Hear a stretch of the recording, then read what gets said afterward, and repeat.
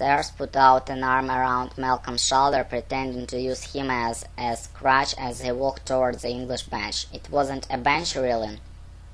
It was a row of up-ended empty wooden crates that the English team had used to carry half a dozen cases of lager, which had been split between the two teams during the half-time.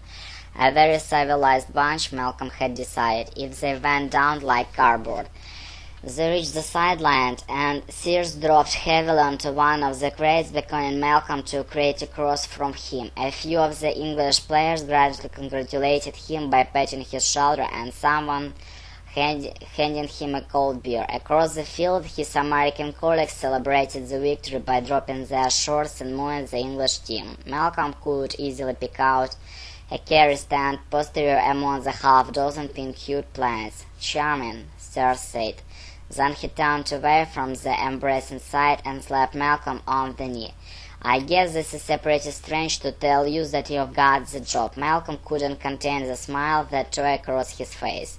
It had been 4 weeks since the news about Joe Jett and his $350 million glitch.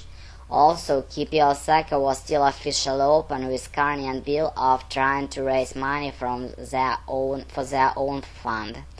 Malcolm was on unpaid leave. He'd only survived the loan because Carney had covered his rent and food expense, something he hadn't asked or expected, another debt he owed the man. He did not like the charity, and it had enabled him to concentrate on his search for a new job.